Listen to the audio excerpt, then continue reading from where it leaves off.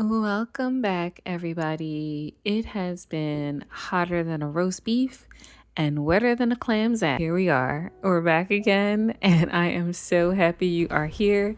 And that was my one per weather report.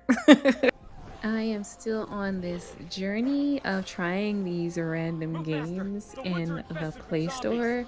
I did decide to try another zombie horror apocalypse game. And I swear I know a guy that looks just like that. As soon as he popped up on screen, I was like, I know that guy. Oh my goodness. So, one of the things I saw in the reviews is that people were not thrilled about the animation style. And I have to say that I kind of get what they mean. The characters are very tiny on the screen as you're playing, and sometimes you forget who you're supposed to be, what direction you're supposed to be looking in. Good thing they actually kind of like point a lot of stuff out to you as the gameplay goes on. But yeah, tiny people on screen. It's kind of hard to keep track of where you are on amongst the whole crew of people. I do love the movie animations, the storytelling that happens in between the gameplay. I think that flows smoothly. And again, the game itself kind of like tells you exactly what you're supposed to be doing, which is helpful. But the problem with that is that I don't know exactly what I'm supposed to be doing. Like it's telling me point here, do this, do that. And, I'm pretty much doing it, which is cool. But I'm really not sure what I'm doing or what the function or purpose of it is. Um, Comparing this, I guess, to the last zombie horror apocalypse one that I did, um, you don't get too much background. Kind of just like jump into like this campsite here and random people that show up on the screen, and then you're given some tasks to do, and um, yeah, like it's the task get accomplished like super quick, like 3 seconds. I'm not really understanding the timeline or how everything kind of like links together with like the rewards and how it's building everything. I don't even know how I'm earning rewards. And it's literally pointing at stuff. I tap on it and it just like gives me tools. Like I guess there's no risk reward happening here. It's literally just like giving me things and it's just creating things on my behalf. I don't really understand my function as the player other than to like tap on something. So there's really no analytical thinking here. So if you're like a type of person who likes to think through the game and figure it out and what should I be doing, and more if you prefer like logic games, where you kind of have to like deduce a lot of things, this is probably not the game for you. Um, Again, it points everything out. It doesn't really explain how you even earned the tools that you're using. But so if you're kind of just like trying to like, let's say, zone out for 15-20 minutes, this is the game for you. You can definitely like zone out on this. You're still going to get rewarded just for being present. You get rewards just for showing up, so you can zone out. You can look at the graphics. To me, are really good. They flowed really smoothly on my screen. It kind of reminded me of like watching like a cartoon. It has a very like old Disney movie cartoon style to it. As you can even, and that's exactly, now I'm thinking about it, like when the actual characters pop up a little bit bigger, as they're going through the dialogue, that's exactly what these look like. And it actually, I feel like one of those ladies that pops up on the screen actually looks like she could be in Frozen. Some of these characters look like they come straight out of a Disney animation studio. That's exactly what it is. I was trying to put my finger on it when I was playing. I was like, why do these characters look familiar? But no, that one guy, I definitely know a guy that looks like that guy. This guy right here, I definitely know a guy in real life that looks exactly like this guy. But yeah, so now I'm thinking about, I guess he does look like a Disney character in real life. Anyway, I'm getting off script. So As far as I can tell, we're in the middle of the woods. There's like random survivors. And we're trying to like build out this camp. And again, I get rewarded for stuff to build the camp. I've done absolutely nothing. There's like no skill building. There's no little like side quests that I need to do to get these rewards, the wood and the gems and like the actual axes and functions. Like there's nothing that I need to do to earn these things. They're just really just giving them to me. And as you can see, that's the dark woods. There's this part where like the guy goes out to like hunt. Wait, I don't even know, I might have talked past it, but all right. So, and again, I'm like building out this very elaborate luxury looking style like campsite, and I don't really see the purpose of it. Like look at it. Like what is this? Like why are we building? We haven't even built. Let me tell you how illogical this is. Do you see those dark and spooky woods right there? Okay, so we haven't even built like a wall or a fortress around this campsite to keep the zombies out. The zombies could just run in at any second, and they actually are at one point going to like run in. There's like a little counter and it's telling you the zombies are coming. So this is what I don't understand about this game. Like it doesn't like, I guess I'm thinking like a real world, like in the middle of the woods, zombie apocalypse. First thing I need to do is I need to build like an actual wall, fortress wall around what, I'm trying to keep safe. I'm not worrying about building beds. I'm not worried about like, oh, we got to get the kitchen canteen working. Like, no. First and foremost, we need to make sure these zombies are not running up in here at any random time. Oh my God, this guy right here. This guy keeps trying to go out and hunt. And every time he goes out and hunt, a zombie attacks him. And this time his luck is just runs out. He is just run up on by this zombie. There's an earlier cutscene where he like goes out into like the spooky dark woods and like he shoots like the deer. Wait, it gets dark really quick. Like it gets dark really quick right here because this is the second time this man went out to go hunt. But this time the zombie actually like caught up with him. When he was in the woods earlier, he actually got away at the last second. This time it actually eats him and he comes back as a zombie. There he goes. He's changing. He's transforming. He's doing this thriller. Oh my God. And then it gets like so dark, like they're going to actually set him on fire. Okay, so I was like, wow, this went like I was like, wow, this is actually like kind of sad as I'm playing it, but the show goes on. So yeah, I press the fire and then they light him up. There he goes. Goodbye, dear sir. And Bob is very angry, but yeah, Bob. He's our new character. So we got rid of the old character and all the, and that's another thing. Like these characters show up. There's no like segue. The character will just like a new character will just pop up on screen and just start talking. You're like, well, where'd this person come from? Where did Bob come from? He wasn't in the original people that ran into the woods. So who's Bob? Where did he come from?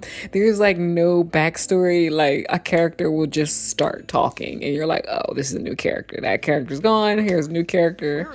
I do like these little journal entries. I actually did stop and read these. As you can see, I paused to actually read.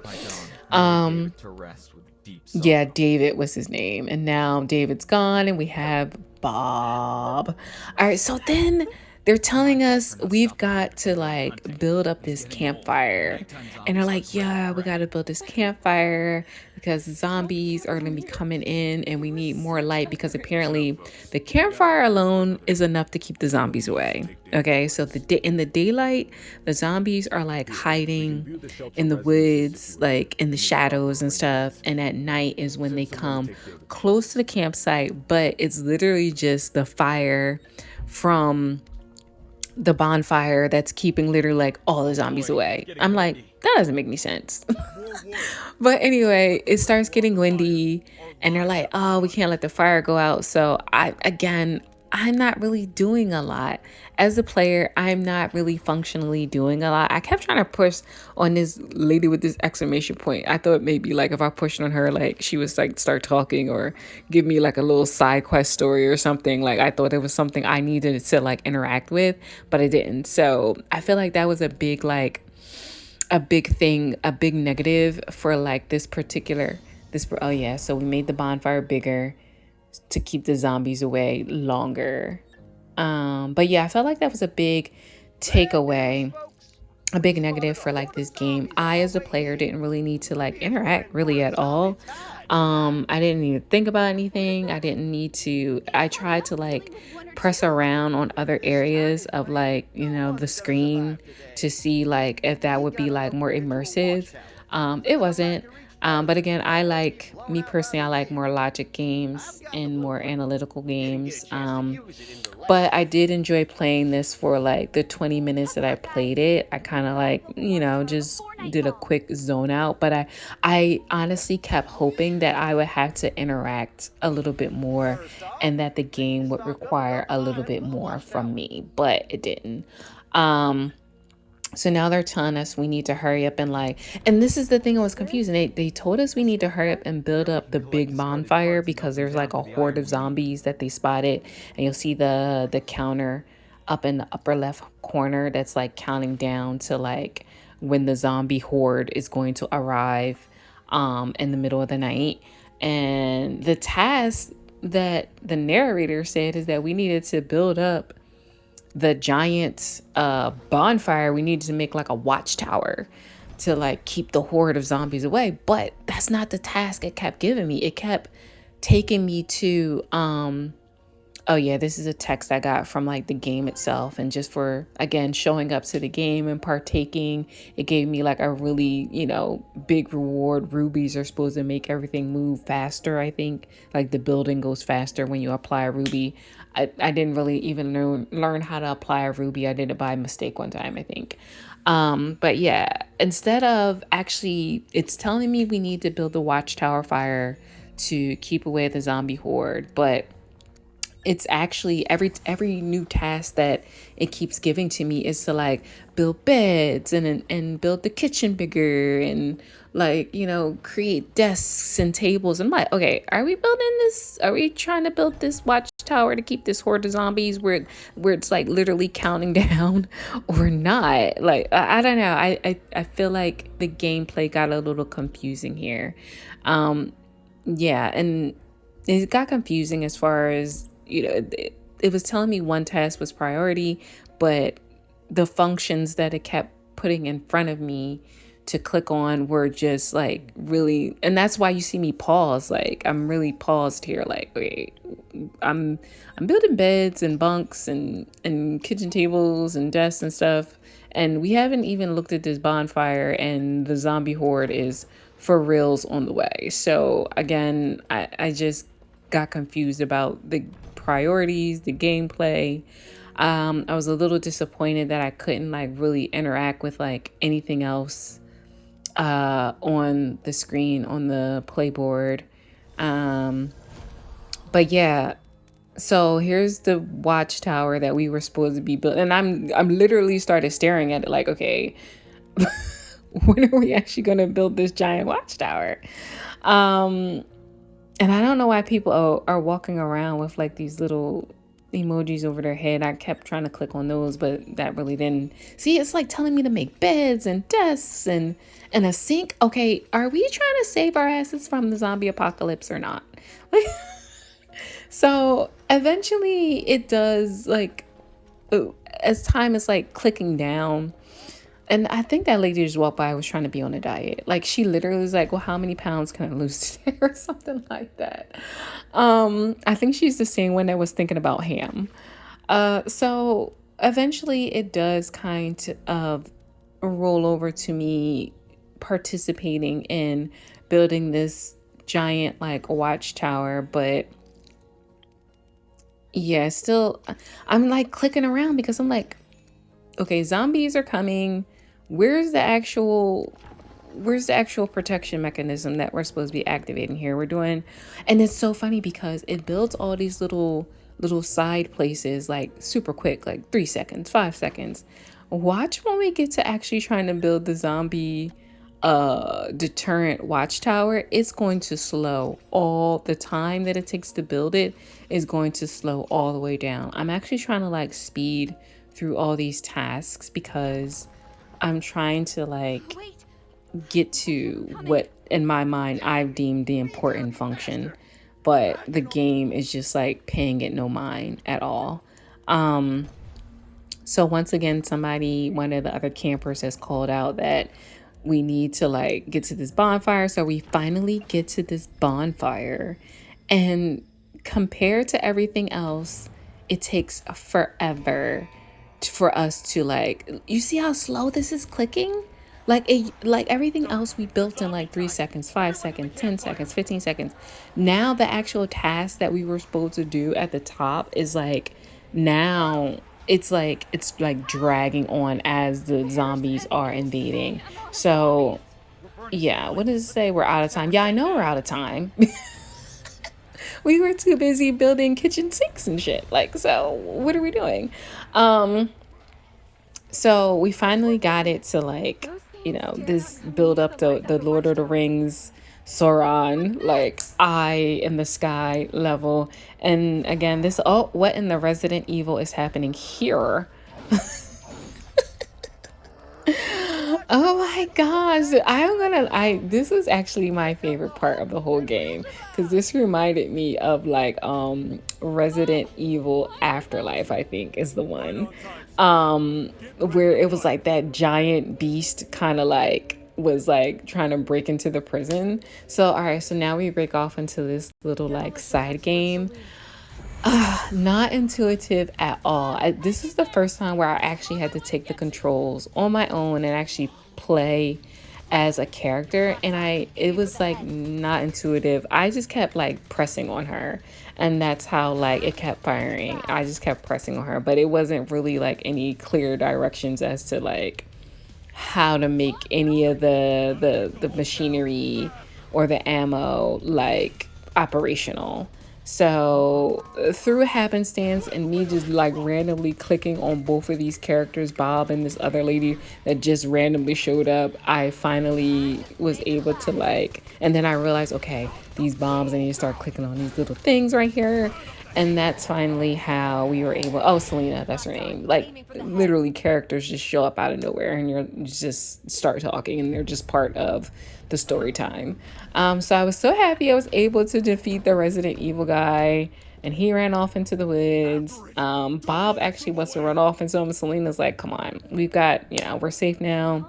We're good. So overall, can I recommend this? I can recommend this again if you are somebody who just wants to like zone out real quick. You have to have minimal interaction with the game. It's pretty much going to run itself. Like, you will actually like this game. For me, it's not for me. I like to be like more immersive. I want the game to require me to think more. But I also want some directions, some clear directions as to what to do in the moment. So I like when I was able to take over as Selena and start like, fighting the Resident Evil giant zombie monster thing. But I wish I had had more clear direction as to how to use the weaponry and the ammunition. So overall, I probably won't keep this game on my phone, but I'm glad I found it. Animations are top tier. It reminds you of a Disney movie. So the tone is like really light. You don't feel scared. Again, it's a very lighthearted kind of like zombie apocalypse.